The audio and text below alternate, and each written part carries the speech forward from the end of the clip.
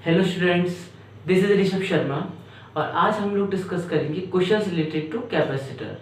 जो इससे पहले वाला पार्ट था उसमें हम लोगों ने डिस्कस किया था questions related to electric potential, और चैप्टर 1 और पार्ट ए की जो मैंने लिंक है वो मैंने आपको डिस्क्रिप्शन में दे दिया है। और इस चैप्टर से रिलेटेड जो और भी क्वेश्चंस है उसकी पीडीएफ का लिंक भी मैंने आपको डिस्क्रिप्शन में दे दिया है, तो आप वहाँ से आके डाउनलोड कर लीजिएगा। तो शुरू करते हैं। ये वाला सवाल है इस साल का सैम्पल पेपर का। क्वेश्चन ये कहता है आपसे, 3 capacitors 2 microfarad, 3 microfarad and 6 microfarad are joined in series.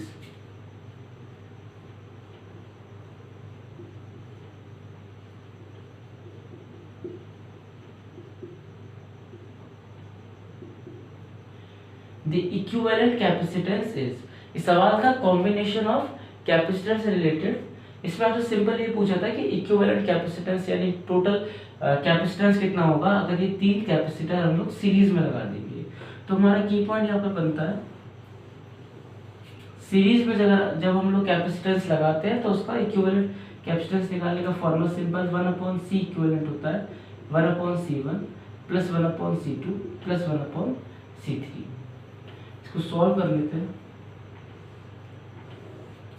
1/C equivalent, this is equal to 1/2 plus 1/3 plus 1/6। इसका एलसीएम लेंगे हम लोग तो 6, 3 plus 2 plus 1, this is 1। तो आंसर आएगा 1 माइक्रोफैराड। तो करेक्ट ऑप्शन बनेगा ऑप्शन नंबर बी कि A capacitor plates are charged by a battery V। एक कैपेसिटर है हमारे पास, पैरेलल प्लेट कैपेसिटर, और इसको चार्ज किया है with battery V। After charging battery is disconnected and a dielectric slab is introduce. मान लीजिए इसको चार्ज करके इस तरह से हम लोगों ने C कैपेसिटेंस और V इसका वोल्टेज है, अब ये चार्ज हो चुका है और इसमें कहा है कि डाइलेक्ट्रिक इंट्रोड्यूस कर दिया है, डाइलेक्ट्रिक मटेरियल इसके अंदर फिल कर दिया and dielectric slab of dielectric constant K is inserted. The potential across the capacitor plate. आपसे पूछा गया है यहाँ पे पोटेंशियल कितना होगा, लेट्स से V डैश। पहले हम लोग ये निकालेंगे यहाँ पर कि यहाँ पर कैपेसिटेंस कितना होगा। देखिए अगर यहाँ पर आपने डाइलेक्ट्रिक इंट्रोड्यूस किया है, सिंस C बराबर होता है A epsilon not upon D। जब आप डाइलेक्ट्रिक इंट्रोड्यूस करते हैं तब जो कैपेसिटेंस आता है वो आता है A epsilon not K times D। यानी डाइलेक्ट्रिक इंट्रोड्यूस करने से हमारा जो कैपेसिटेंस है वो ऑलवेज इंक्रीज होता है। सिंस यहाँ पर बैटरी नहीं लगी हुई तो यहाँ पर चार्ज हमेशा क्या रहेगा, कंजर्व रहेगा। तो Q इक्वल टू CV से चार्ज कंजर्व है, तो यहाँ से हम लोग कंक्लूजन निकाल सकते हैं C is inversely proportional to voltage. Since C increase हो रहा है, C K टाइम्स आपने इंक्रीज किया है तो वोल्टेज ऑटोमेटिक डिक्रीज हो जाएगा, K टाइम्स डिक्रीज हो जाएगा क्योंकि इनवर्सली प्रोपोर्शनल है। तो जो वोल्टेज आपका न्यू वोल्टेज जो आएगा इस वाले कैपेसिटर पर वो V अपॉन K आएगा। तो हम लोगों ने सवाल में सबसे पहले क्या किया, कैपेसिटेंस निकाला कि कैपेसिटेंस इंक्रीज है या डिक्रीज। उसके बाद हम लोगों ने ये देखा कि तीनों क्वांटिटीज में क्या कांस्टेंट रहेगा। देखिए जब बैटरी नहीं लगी होती ना तो हमारा चार्ज कंजर्व होता है, अगर बैटरी लगी होती तो हमारा वोल्टेज कंजर्व रहता। क्योंकि बैटरी लगी होती है तो वोल्टेज हमारा क्या करता, इस कैपेसिटेंस को वोल्टेज प्रोवाइड करा के दोनों वोल्टेज हमेशा क्या रहते हैं, बराबर रहते हैं। सिंस यहाँ पे बैटरी नहीं कनेक्ट है, अभी सिर्फ कैपेसिटर चार्ज करके हटा दिया गया है तो उसमें चार्ज कंजर्व रहेगा। यहाँ पर चार्ज और फाइनल चार्ज दोनों चार्ज बराबर है। वोल्टेज डिक्रीज करेगा या इंक्रीज करेगा इस इक्वेशन से डिपेंड करेगा। सिंस मैंने देखा कि कैपेसिटेंस इंक्रीज हो रहा है और कैपेसिटेंस और वोल्टेज इनवर्सली प्रोपोर्शनल आ रहे हैं तो आंसर आएगा कि वोल्टेज यहाँ पर क्या हो जाएगा, डिक्रीज हो जाएगा। इसका करेक्ट ऑप्शन बनेगा सी। तो बना लेते हैं इस तरह से, X has air and Y with dielectric of dielectric constant 2।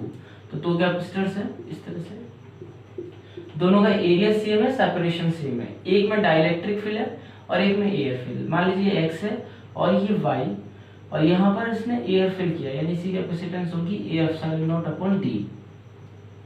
और दूसरे वाले में यानी Y में इसने डाइलेक्ट्रिक इंट्रोड्यूस किया है तो यहाँ जो कैपेसिटेंस होगी A epsilon not 2 into D। तो मैं इसको ऐसे लिख सकता हूँ C2 को C2 is equal to 2 times of C, और C1 को हम लोग लिख सकते हैं C। आगे बोलता है they are connected in series with a battery of 12 volt. अब इन दोनों को कनेक्ट कर दिया जाए एक्स एंड वाई को सीरीज में विद वोल्टेज 12। मान लीजिए एक्स है, दूसरा वाई है। The ratio of energy store in X and Y, आपसे एनर्जी स्टोर पूछ रहा है कि इसमें एनर्जी और इसमें एनर्जी स्टोर कितनी होगी, यहाँ लिख देते हैं हम लोग।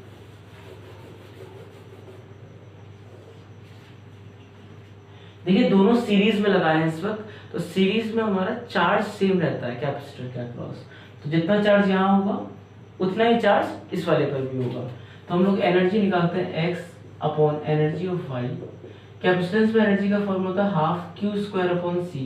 यही वाला फॉर्मूला मैंने इसलिए यूज किया है क्योंकि मुझे पता है कि चार्ज कंजर्व है, तो क्यू कैंसिल आउट हो जाएगा, C1 एंड C2 हाफ से हाफ कैंसिल आउट, ये ऊपर जाएगा मल्टीप्लाई में, तो C2 बाय C1। C2 अपने को दे रखा है 2C, तो 2C अपॉन C, तो फाइनल आंसर आ गया 2:1। तो करेक्ट ऑप्शन जो बनेगा एनर्जी का रेशियो जो आएगा वो आएगा 2:। नेक्स्ट क्वेश्चन में हमसे ये बोला था एक चार्ज कैपेसिटर दे दिया 4 माइक्रोफैराड का, और इस कैपेसिटर को एक बैटरी के साथ डीसी सोर्स के साथ हम लोगों ने कनेक्ट कर दिया है। इस डीसी सोर्स का इंटर रेजिस्टेंस भी दे रखा है 0.5 ओम। डिमांड करता है amount of charge on the capacitor, आपको ये निकालना है इस कैपेसिटर पर कितना चार्ज होगा। एक कॉन्सेप्ट इसमें याद रखिएगा, जब आप डीसी सोर्स के साथ कैपेसिटर लगाते हैं तो इस ब्रांच में, जिस ब्रांच में कैपेसिटर लगा होता है उसमें कोई करंट फ्लो नहीं होता है। रीजन, डीसी सोर्स के साथ जब आप कैपेसिटर लगाते हैं तो इस वक्त जो कैपेसिटर है वो आपका इनफाइनाइट रेजिस्टेंस प्रोवाइड कराता है। तो ध्यान रखिएगा जिस ब्रांच में हमारा करंट है ना, सॉरी जिस ब्रांच में हमारा कैपेसिटर लगा है उसमें करंट फ्लो नहीं होगा, यानी बैटरी से करंट तो निकलेगा बट वो नीचे वाली ब्रांच में जाएगा, ऊपर नहीं जाएगा। हाँ, हमें एक चीज और पता है कि पोटेंशियल हमेशा सेम रहते हैं, तो यहाँ का पोटेंशियल इससे मैच करेगा, इसको नाम देते हैं ए बी सी डी। तो potential across A B is equal to potential across C D. Since यहाँ पर कोई करंट फ्लो नहीं हो रहा तो यहाँ पर कोई भी पोटेंशियल ड्रॉप नहीं होगा, तो यहाँ का जो सी डी का जो पोटेंशियल आएगा वो सिंपल पोटेंशियल अक्रॉस कैपेसिटर, जिसको मैंने V1 मान लेता हूँ। अब पोटेंशियल अक्रॉस ए बी, ये हमारा टर्मिनल पोटेंशियल हो जाएगा। ये चैप्टर 2 से रिलेटेड है, करंट इलेक्ट्रिसिटी से रिलेटेड क्वेश्चन टॉपिक है कि यहाँ से लेके यहाँ तक अगर आपको पोटेंशियल निकालना है वो टर्मिनल पोटेंशियल हो जाएगा, जिसका फॉर्मूला होता है E minus I into R. अच्छा, कैपेसिटर के अक्रॉस जो वोल्टेज होता है इसका फॉर्मूला कैसे निकालेंगे, सिंस Q बराबर सी वी, तो यहाँ से हम लोग इसको ऐसे पुट कर सकते हैं Q अपॉन सी। E आपको दे रखा है कि E 2.5 माइनस करंट नहीं पता, तो इस छोटे से लूप के अंदर हम लोग करंट फाइंड आउट कर सकते हैं ओम्स लॉ से, V equal to I R लगा के। वोल्टेज दे रखा है छोटे से लूप का 2.5, करंट अपने को निकालना है। रेजिस्टेंस, ये रेजिस्टेंस और ये रेजिस्टेंस पैरेलल में नहीं है, सीरीज में है। इसके बाद ये वाला रेजिस्टेंस तो सीरीज में है, ध्यान रखिएगा। तो यहाँ से करंट की वैल्यू 1 आ रही है 1, और इंटर रेजिस्टेंस दे रखा है 0.5। इसको सॉल्व करेंगे तो 2 is equal to Q upon c, तो Q आ जाएगा 2 मल्टीप्लाई C, C का मतलब 4, आंसर आ गया 8 माइक्रो कूलम। तो जो ये जो कैपेसिटर हमको दे रखा है इस पर 8 माइक्रो कूलम चार्ज स्टोर हो जाएगा, तो करेक्ट ऑप्शन बनेगा D. A parallel plate capacitor is made up of 2 dielectric blocks। तो 2 dielectric ब्लॉक से एक पैरेलल प्लेट कैपेसिटर बना है, एक की थिकनेस D1 दे दी है और दूसरे की D2। एक में डाइलेक्ट्रिक कांस्टेंट K1 और दूसरे में K2 दे दिया है। डिमांड करता है then effective dielectric constant is, अपने को ये बताना है कि इसका डाइलेक्ट्रिक कांस्टेंट कितना होगा, टोटल डाइलेक्ट्रिक कांस्टेंट कितना होगा। इस तरह के सवाल को हम लोग 2 पार्ट में ब्रेक कर लेंगे कि 2 कैपेसिटर है, इसको हम लोग इसको कैपेसिटर को C1 और इसको C2 मान लेंगे, और दोनों ऐसे लगता है कि सीरीज में है C1 और C2। जब 2 कैपेसिटर सीरीज में होते हैं तो C इक्विवेलेंट का फॉर्मूला होता है C1 C2 upon C1 plus C2। चलिए C1 लिख देते हैं इन टर्म्स ऑफ A और D। तो A एप्सिलॉन नॉट, ये पहला प्लेट का फॉर्मूला है, K1 upon D1 multiply K2 upon D2। Similarly नीचे भी हम लोग वैल्यू रख देते हैं इसमें,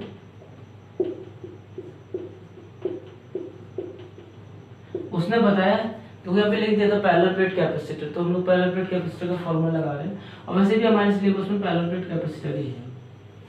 कॉमन लेंगे ए एप्सिलॉन नॉट से एक ये एप्सिलॉन नॉट कट जाएगा, एलसीएम लेंगे तो ये रहेगा ए epsilon not K1 K2 upon D1 D2, और नीचे इसका एलसीएम लेंगे तो ये आएगा K1 D2 plus K2 D1 divide by D1 into D2। ये कैंसिल आउट, तो सी इक्विवेलेंट आ रहा है K1 K2 upon this thing and A epsilon not. खुद से इसमें आप D1 D2 से मल्टीप्लाई कर दीजिए।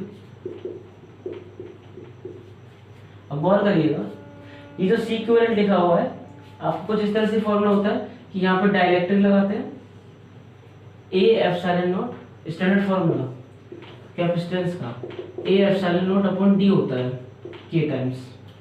देखिए के की जगह तो इसने इतने ये वाली टर्म ले लिया है, A epsilon naught as it is है, और डी मतलब डिस्टेंस, तो D1 plus D2, total distance क्या होगा D1 प्लस D2।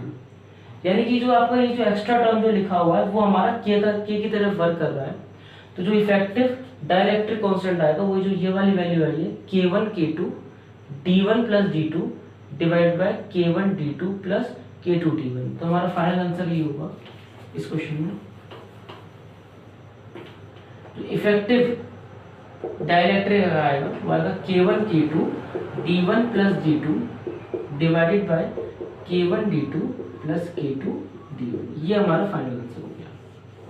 हम लोगों ने जस्ट कंपेयर किया है इस फाइनल आंसर को स्टैंडर्ड इक्वेशन से कि हमारा जो ए एप्सिलॉन नॉट तो ए एप्सिलॉन नॉट हो गया, और D1 प्लस D2 की जगह इसने ले ली D ले ली। इस नेक्स्ट क्वेश्चन में हमसे ये बोल रहा है कि एक पैरेलल प्लेट कैपेसिटर है 10 माइक्रोफैराड का। When a dielectric plate is introduced between them, जो पोटेंशियल हो जाता है, देखिए लिखा हुआ है it's potential become 1/4 of its original. यानी मान लीजिए कि पहले पोटेंशियल V है, तो डाइलेक्ट्रिक इंट्रोड्यूस करने के बाद जो पोटेंशियल आ गया कैपेसिटर पे वो V/4 हो गया।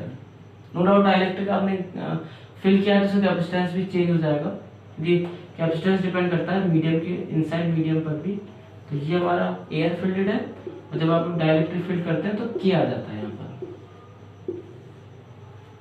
What is the value of dielectric, आपको ये पूछ रहा है कि जो डाइलेक्ट्रिक आपने इंट्रोड्यूस किया इसके अंदर कि उसकी वैल्यू क्या होगी। गौर कीजिएगा, देखिए जब आप डाइलेक्ट्रिक इंट्रोड्यूस करते हैं तो C इंक्रीज होता है, और Q इक्वल टू CV से अगेन ये चार्ज कैपेसिटर आपको किसी बैटरी से कनेक्ट नहीं है, तो यहाँ पर चार्ज कंजर्व रहेगा। तो Q is inversely proportional to voltage. अगर आपका C K टाइम्स इंक्रीज होता है तो voltage C K times increase हो रहा है, तो वोल्टेज K टाइम्स डिक्रीज हो जाएगा। यानी जो V2 आएगा वो हमेशा इनिशियल अपॉन K होता है, क्योंकि यहाँ पे जो कैपेसिटेंस है C2 जो है वो K टाइम्स C है। तो अगर कैपेसिटेंस K टाइम्स इंक्रीज हो रहा है इनिशियल से, तो जो वोल्टेज है वो K टाइम्स डिक्रीज हो जाएगा इनिशियल से।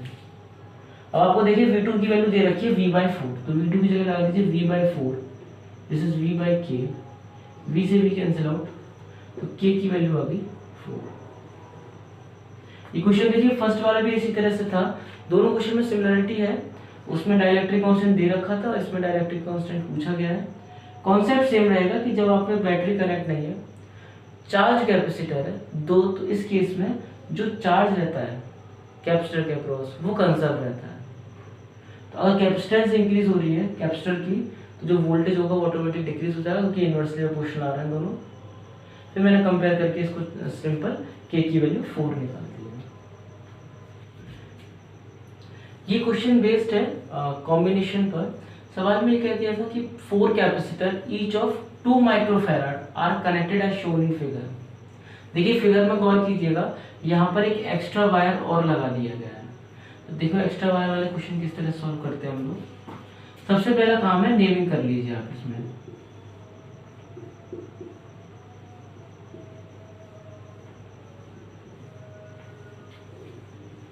यहाँ पर पॉइंट दे दिया इसने ए, आपको इक्विवेलेंट कैपेसिटेंस चाहिए ए और बी के बीच में। ऐसे नहीं लिख देना कि ए और बी के बीच में इक्विवेलेंट चाहिए तो यही आंसर हो जाएगा, इसको पूरे को सॉल्व करिएगा। तो पहले ए और बी लिख लीजिए। देखिए यहाँ पर वायर है, इन सवालों को ऐसे करते हैं कि अगर ये वायर है तो इस पॉइंट को भी ए लिखिए। ऐसे ये वायर है, मतलब बीच में कोई भी कैपेसिटेंस नहीं है तो पोटेंशियल सेम रहेगा, फिर से ए एंड सो ऑन। देखिए यहाँ पर वायर आ रहा है तो पॉइंट ए रहेगा, ये पॉइंट ए और ये भी पॉइंट ए। सिमिलरली ये पॉइंट ए हो जाएगा कि यहाँ पर भी वायर है, यहाँ बी रहेगा क्योंकि यहाँ पर बीच में क्या है कैपेसिटर। ये क्वेश्चन है रिलेटेड टू एक्स्ट्रा वायर पर। फिर ए पॉइंट यहाँ पर, तो अगेन ए पॉइंट। फिर इसको ए नहीं लिख सकता मैं क्योंकि यहाँ पे बीच में कैपेसिटेंस आ गया, तो डिफरेंट पॉइंट लिखना होगा मेरे को। बी पॉइंट यहाँ पर लिखा हुआ है तो वायर है बीच में, कोई कैपेसिटर नहीं है तो बी एंड सो ऑन। अब इसका एक और रिड्यूस करके बनाइए ए और बी। देखिए पूरे डायग्राम में सिर्फ ए और बी दो ही पॉइंट है, तो फिर इसको मेंशन कर लीजिए ए और बी। ये वाला कैपेसिटर ए और बी के बीच में है तो ये बना लीजिए इस तरह से। ये वाला कैपेसिटर भी ए और बी के बीच में है तो एक और ए और बी के बीच में बनाइए एंड सो ऑन। सभी कैपेसिटर जो है वो ए और बी के बीच में है। देखिए सभी कैपेसिटर ए और बी के बीच में है, ये सभी पैरेलल में लगे हुए हैं। अब पैरेलल में कैपेसिटेंस ऐड होते हैं क्योंकि सभी आइडेंटिकल हैं तो 4 टाइम्स सी हो जाएगा। 4 इंटू ए का कैपेसिटेंस 2 दे रखा है तो आंसर आ जाएगा 8 माइक्रोफैराड। तो इस क्वेश्चन में हम लोगों ने कैसे करते हैं एक्स्ट्रा वायर में, सबसे पहले नेमिंग कीजिए। और नेमिंग इस तरह से कीजिए कि अगर बीच में कोई कैपेसिटेंस नहीं आ रहा तो अगर यहाँ पर ए तो हर जगह A and so on. Naming करने के बाद फिर जैसे आपने 2 पॉइंट नेम करा है ए और बी और कोई नहीं आया सी पॉइंट, तो हम लोग फिर क्या करेंगे यहाँ पर ए और बी को मेंशन कर लीजिए। और ये देखिए कैपेसिटेंस किसके बीच में, जैसे ए बी के A B and so on, इन सभी को मेंशन कीजिए और फिर सीरीज या पैरेलल में आपका ब्रेक हो जाता है। आपको एक कैपेसिटर है और ये बैटरी के साथ अब फिक्स है, मतलब बैटरी के साथ लगा हुआ है, बैटरी से नहीं हटाया गया है। और इसी टाइम आपका सेपरेशन इंक्रीज कर रहे हैं, चेंज कर रहे हैं, इंक्रीज या डिक्रीज कुछ भी कर सकते हैं ये लोग। और बैटरी कनेक्ट है। क्वेश्चन नंबर 1 में मैंने आपको ये समझाया था कि जब बैटरी कनेक्टेड रहती है तब पोटेंशियल कांस्टेंट रहता है। और मान लीजिए अगर बैटरी में हटा देता है इस तरह से और फिर चार्ज, ये जो कैपेसिटर है इसको मैं सेपरेशन मान लीजिए इंक्रीज कर लिया या फॉर एग्जांपल डिक्रीज कर लिया, दोनों ही केस में चार्ज कंजर्व रहेगा, यानी अगर जहाँ पे चार्ज क्यू है तो इधर साइड भी क्यू रहेगा। तो ये कॉन्सेप्ट याद रखिएगा, मैं इसको इधर साइड लिख देता हूँ। जब आपका कैपेसिटर रिमेन कनेक्टेड बैटरी से इस टाइम पोटेंशियल कांस्टेंट रहता है। और अगर आपका कैपेसिटर बैटरी से कनेक्ट नहीं है, इस तरह से मान लीजिए कि आपका पहले चार्ज कर रखा था, उसके बाद दोबारा कैपेसिटर में कोई भी चेंजेस कर दिए, मान लीजिए सेपरेशन डिक्रीज कर दिया, तो इन दोनों केस में वोल्टेज तो अलग अलग हो जाएगा V and V dash, but charge conserve रहेगा। जब बैटरी कनेक्टेड नहीं होती तब चार्ज कंजर्व होता है और जब बैटरी कनेक्टेड रहती है तो पोटेंशियल कंजर्व रहता है। सवाल में ये पूछा गया था कि इनमें से कौन सी quantities electric field and so on conserve रहेगी, तो सही ऑप्शन होगा इसका क्वेश्चन ऑप्शन नंबर बी। इस क्वेश्चन में ये बोल रहा है टू कंडेंसर, कंडेंसर मतलब कैपेसिटर, जो कंडेंसर बोल देते हैं हम लोग, एज शोन इन फिगर। देखिए इस फिगर में गौर कीजिए, 2 कैपेसिटर लगे हुए हैं C1 और C2, पॉइंट ए बी और पॉइंट डी दे दिया है। ए पर और बी पर पोटेंशियल बता दिया कि ए का पोटेंशियल V1 है, बी पर पोटेंशियल V2 है और डी पर पोटेंशियल V दे दिया है इसने। The potential of the D will be, आपसे डिमांड करता है कि जो V है इसकी वैल्यू बता दीजिए। देखिए गौर कीजिएगा, दोनों कैपेसिटर जो है सीरीज में लगे हुए हैं और सीरीज में चार्ज जो है सेम रहता है, यानी कि charge across C1 is equal to charge across C2। और कैपेसिटर वालों में हमें पता है जो कैपेसिटर में चार्ज का रिलेशन है वो Q इक्वल टू CV है। तो अगर चार्ज इसके अक्रॉस निकालना चाहो C1 के अक्रॉस, तो ये आ जाएगा C। V मतलब पोटेंशियल डिफरेंस है, तो पोटेंशियल डिफरेंस ले लेते हैं V minus V1। Similarly Q2 निकालोगे, अगेन कैपेसिटेंस और वोल्टेज होगा V2 माइनस V। इसको सिंप्लीफाई कर लीजिए तो आंसर आ जाएगा C1 V1 C2 V2 minus C2 V। अब V वाले टर्म्स पास में ले लेते हैं हम लोग, तो C1 plus C2 V times इसको उधर ले जाते हैं तो C1 V1 plus C2 V2। तो यहाँ से V आ जाएगा, यानी पोटेंशियल एट D आ जाएगा C1 प्लस C2। तो जो करेक्ट ऑप्शन इसका आएगा वो ऑप्शन नंबर C होगा। इस क्वेश्चन में ये कह रहा है the potential energy of a charged parallel plate capacitor is V not. मान लीजिए एक चार्ज कैपेसिटर है और इसकी पोटेंशियल एनर्जी इसको दे रखी है U not. If a slab of dielectric constant K is inserted, हम लोगों ने क्या किया, इसके अंदर एक डाइलेक्ट्रिक कांस्टेंट ऐड कर दिया गया, डाइलेक्ट्रिक मटेरियल ऐड कर दिया गया और ऐसे कुछ डाइलेक्ट्रिक होगा। तो आपसे पूछ रहा है बताइए जो नई एनर्जी आएगी, एनर्जी चेंज होगी या नहीं होगी, अगर होगी तो कितनी होगी। फिर से वही बात जो क्वेश्चन नंबर 2 में हम लोगों ने किया था कि इस केस में जो चार्ज रहता है वो कंजर्व, अगर बैटरी लगी होती तो चार्ज क्या होता, कंजर्व नहीं होता, पोटेंशियल कंजर्व होता। फिलहाल के लिए चार्ज कंजर्व रहेगा, मतलब जितना चार्ज यहाँ है Q उतना ही चार्ज Q रहेगा। कैपेसिटेंस चेंज हो जाता है डाइलेक्ट्रिक इंट्रोड्यूस करने से, तो यहाँ पर C1 मान लीजिए और यहाँ मान लीजिए C2। अब एनर्जी का फॉर्मूला होता है since half Q square upon C। तो एनर्जी जो है वो इनवर्सली प्रोपोर्शनल है कैपेसिटेंस के। अब कैपेसिटेंस देखते हैं कि डाइलेक्ट्रिक डालने के बाद इंक्रीज होता है डिक्रीज, तो सिंस कैपेसिटेंस का फॉर्मूला होता है एप्सिलॉन नॉट अपॉन D। जब आप डाइलेक्ट्रिक इंट्रोड्यूस कर देते हैं तो जो कैपेसिटेंस है वो K टाइम्स इंक्रीज हो जाता है। तो यहाँ पर जो कैपेसिटेंस है, नया वाला जो कैपेसिटेंस है वो K टाइम्स इंक्रीज हो जाएगा, यानी कि C2 जो आएगा वो K टाइम्स C1 आएगा।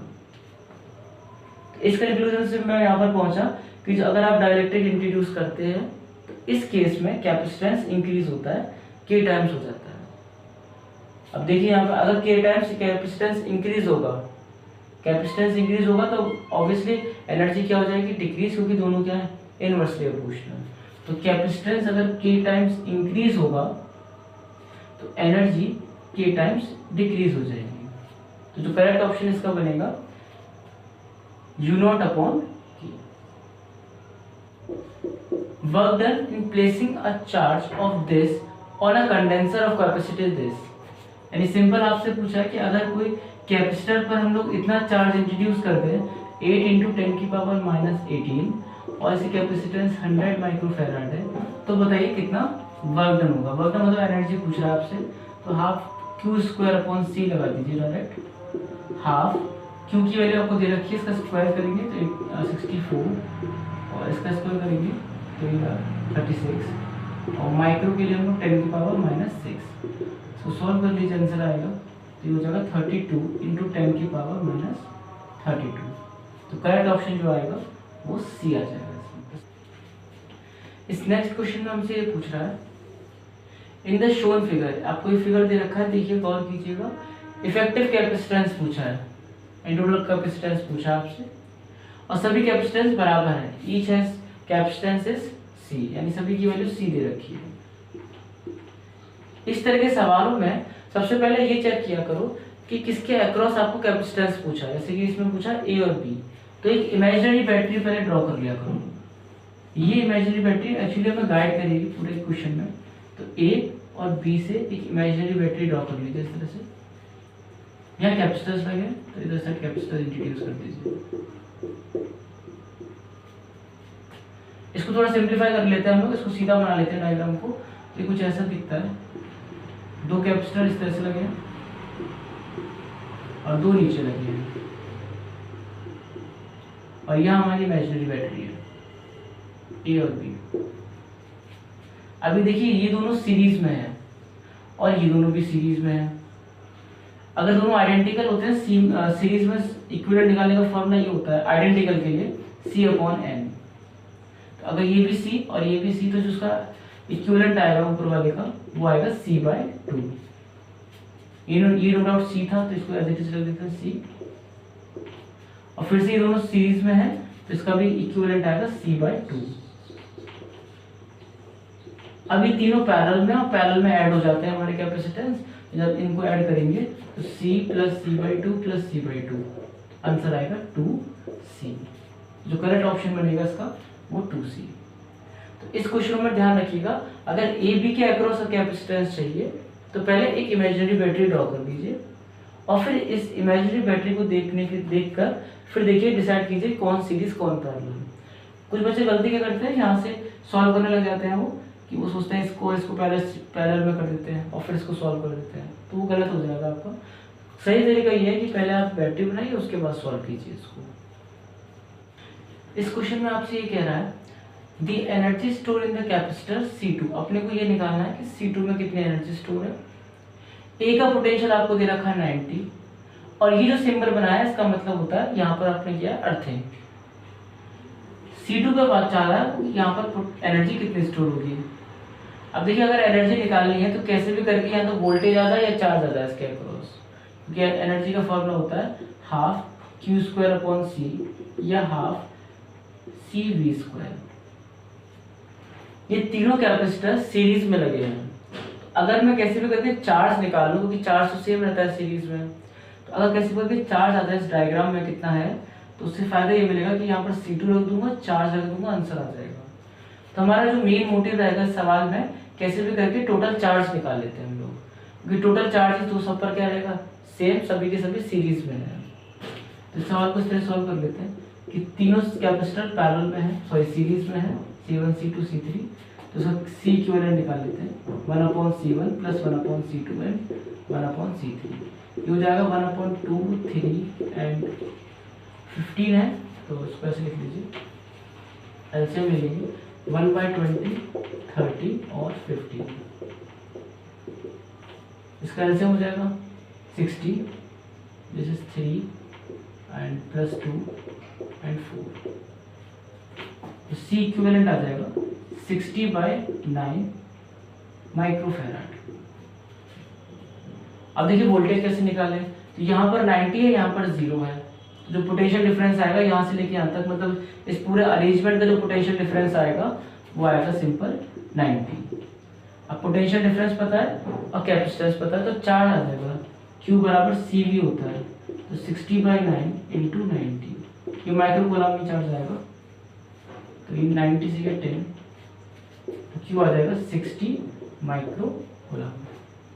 ये चार्ज एक्चुअली टोटल चार्ज है और ये चार्ज सेम रहेगा सभी, जैसे कि हमारा सीरीज में करंट सेम रहता है टोटल। अगर मान लीजिए इस तरह कोई अरेंजमेंट होता